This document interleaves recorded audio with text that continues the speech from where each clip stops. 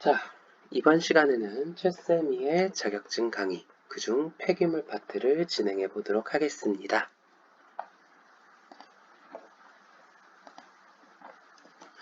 자, 오늘의 강의는 폐기물 필답형 2021년 4회차를 기준으로 할 거고요.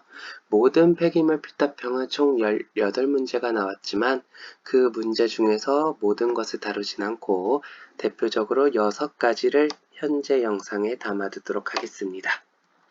자, 강의를 보기 전 구독, 좋아요, 알림 설정 해주시면 감사하겠습니다. 자, 그럼 이제 문제 풀어볼까요? 1번. 다음 주어진 폐기물 용어의 정의를 서술하시오.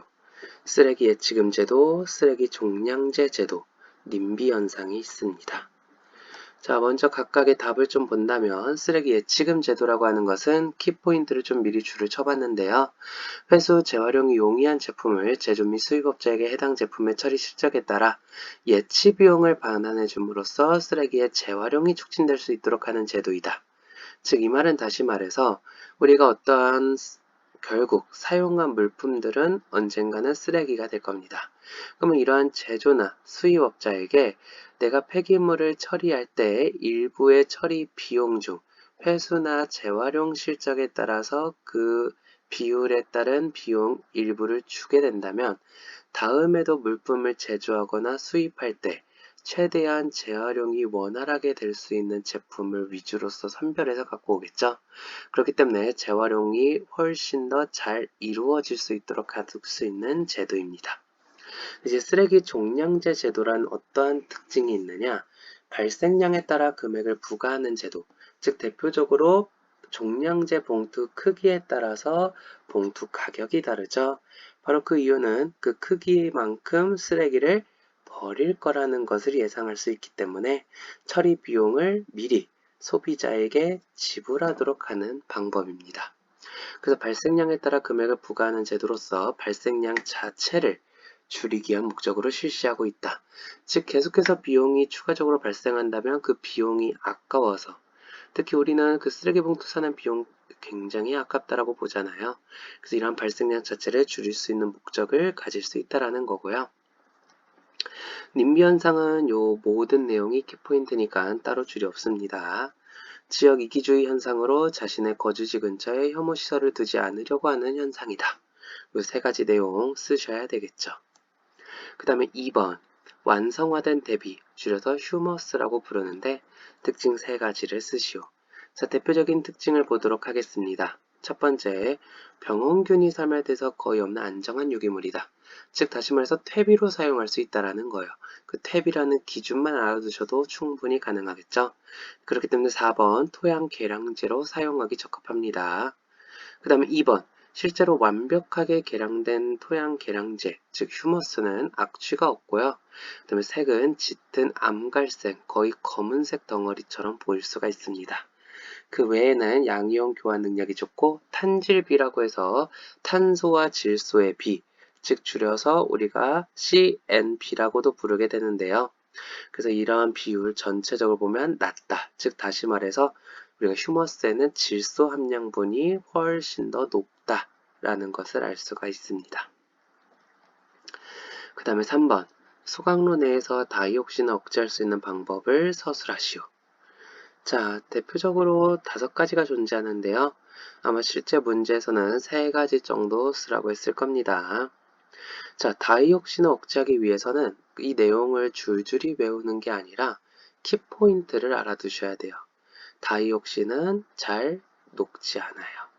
자연상에서 분해가 잘 이루어지지 않습니다. 그렇기 때문에 다이옥신이 최대한 억제되려면 더욱더 높은 뜨거운 고온 온도에서 그리고 완전 연소를 시키셔야 발생 자체를 줄일 수가 있어요.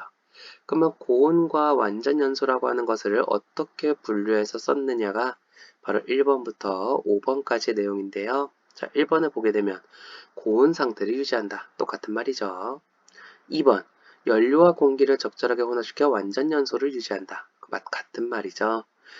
3번, 2차 공기 공급을 통해 미연분도 완전 연소시킨다. 즉, 남아있는 게 없도록 잔류되는 물질, 타고 남은 잔류되는 물질을 한 번 더 태워야 된다라는 거예요. 완전 연소랑 똑같은 말이죠. 그 다음에 4번. 연소가스가 2초 이상 체류할 수 있도록 한다. 그 다음에 5번. 외부로 유출되는 부유분진의 양이 줄어들도록. 즉 아예 억제할 수는 없습니다. 그러니까 최대한 억제할 수 있도록 소각로를 설계해서 운전하는 것도 필요하다. 이러한 조건들 기억을 해두시면 되겠습니다. 그 다음에 4번. 슬러지 계량 시 응집제로 황산 알루미늄을 쓰는 이유는 무엇일까요? 우리가 줄여서 알럼 또는 명반이라고도 부르기는 하는데요.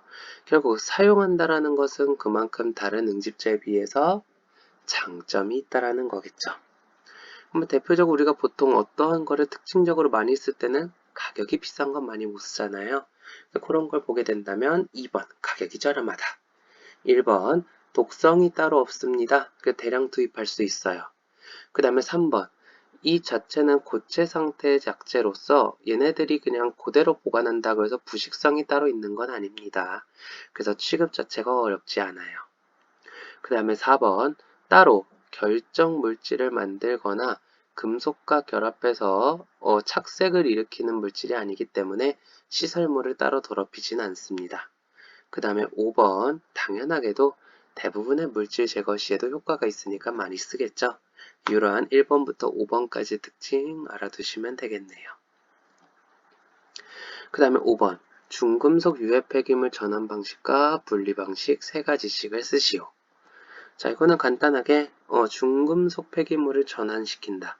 즉 성질을 변화시키는 거죠. 그것은 이제 중화, 산화환원, 전기분해가 있고 분리 공정은 폐기물과 중금속을 분리할 수 있는 방법을 이야기를 합니다. 그러니까 당연하게도 가라앉히거나 흡착시키거나 이온 교환시키면 되겠죠. 그래서 자체를 전환시키느냐 또는 혼재되어 있는 폐기물에서 중금속만 별도로 분리하느냐 요거를 쓰는 문제였습니다. 자, 마지막 6번. 다음 조건들을 만족하는 소각로의 이름을 한번 서술해 보도록 할 건데요. 첫 번째, 소각 온도가 850도이며 연소가스 체류 시간이 2초 이상이고 바닥재의 강열 감량이 10% 이하인 것은 무엇일까요? 자, 그 다음에 두 번째, 소각 온도가 1100도이며 연소가스 체류 시간이 2초 이상으로 바닥재 강열 감량이 5% 이하인 것은 무엇일까요? 자, 이러한 특징들이 있습니다. 그러면 대표적으로 우리가 알 수 있는 것들 쓰게 된다면 바로 일반 소각시설, 두 번째가 고온 소각시설이 되겠죠. 그래서 여기까지가 폐기물 2차 2021년 4회차 필답형에 대한 일부 내용에 대한 해설이었고요.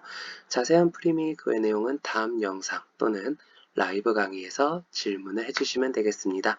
그래서 이번 영상은 여기서 마무리하도록 할게요.